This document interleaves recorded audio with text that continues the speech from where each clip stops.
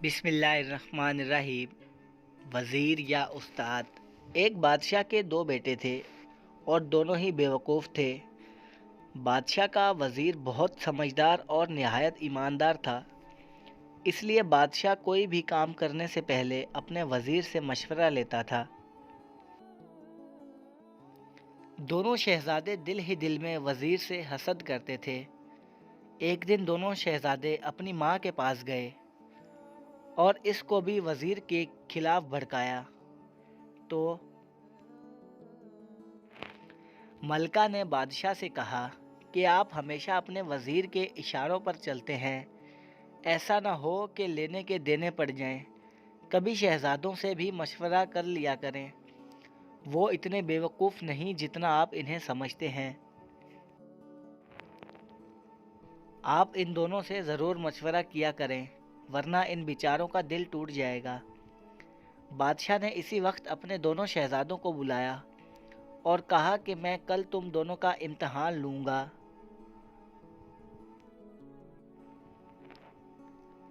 اس پر بڑے شہزادے نے کہا کہ ابا جان، آپ ہمیشہ ہمارا امتحان ہی لیتے رہتے ہیں، کبھی اپنے وزیر کا بھی امتحان لیجئے۔ بادشاہ نے کہا دیکھو، تم دونوں اپنی عقل، علم اور تجربے میں وزیر کی برابری نہیں کر سکتے۔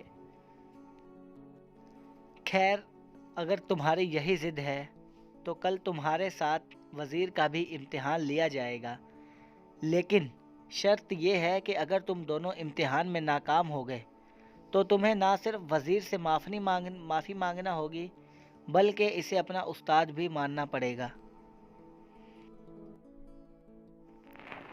دونوں شہزادے اس پر راضی ہو گئے۔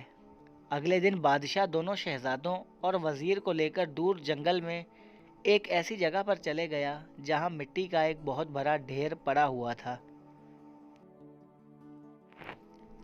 بادشاہ نے دونوں شہزادوں سے کہا کہ میں چاہتا ہوں کہ تم اس مٹی کو سونے میں بدل ڈالو، یعنی کوئی ایسی تدبیر کرو جس سے ڈھیر ساری دولت بنا سکو۔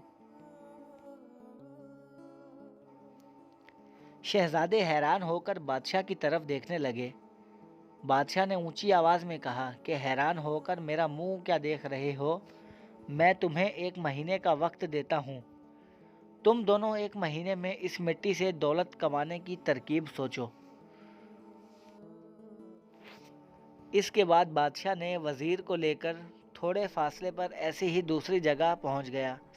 بادشاہ نے وزیر سے بھی یہی بات کہی جو شہزادوں سے کہی تھی۔ وزیر نے بڑے ادب سے کہا جیسا آپ کا حکم ہو حضور۔ شہزادے کافی دیر تک سوچتے رہے لیکن دولت کمانے کی کوئی تدبیر سمجھ میں نہ آئی۔ دن پر دن گزر گئے۔ 2 ہفتے گزر جانے کے بعد وہ دونوں گھبرانے لگے۔ پھر انہوں نے سوچا کہ ضرور اس مٹی کے اندر کوئی خزانہ وغیرہ دفن ہوگا۔ یہ سوچ کر انہوں نے زمین کھودنا شروع کر دیا، لیکن 50-60 فٹ گہرائی کے بعد بھی ان کو خزانہ نہیں ملا۔ ان کی سمجھ میں کچھ نہیں آ رہا تھا۔ آخر کار ہمت ہار کر ہاتھ پر ہاتھ رکھ کر بیٹھ گئے۔ 1 مہینے کے بعد بادشاہ پہنچا تو اس نے دیکھا کہ دونوں شہزادے سر جھکائے بیٹھے ہیں۔ بادشاہ کو دیکھتے ہی وہ کھڑے ہوئے اور اپنی ناکامی کا اعتراف کر لیا۔ اس کے بعد بادشاہ اپنے دونوں شہزادوں کو لے کر اس جگہ پر پہنچ گیا جہاں وہ وزیر کو چھوڑ کر گیا تھا۔ وہاں جا کر اس نے دیکھا کہ بہت سارے کمہار مٹی کے برتن بنا رہے تھے اور ہزاروں خوبصورت برتن بن کر تیار ہو چکے تھے۔ برتنوں کا ڈھیر دیکھ کر بادشاہ بہت خوش ہوا۔ جب برتن مارکیٹ میں لے جا کر فروخت کیے گئے تو ان سے ہزاروں روپے حاصل ہوئے۔ شہزادے اپنی بیوقوفی پر بڑے شرمسار تھے۔ انہوں نے پہلے وزیر سے معافی مانگی، پھر اسے اپنا استاد مان لیا۔ امید کرتے ہیں کہ آپ کو آج کی سٹوری پسند آئی ہوگی۔ مزید ایسی اردو کہانیوں کے لیے ہمارے چینل کو سبسکرائب کریں اور گھنٹی کے آئیکن کو دبانا مت بھولیے گا۔ شکریہ۔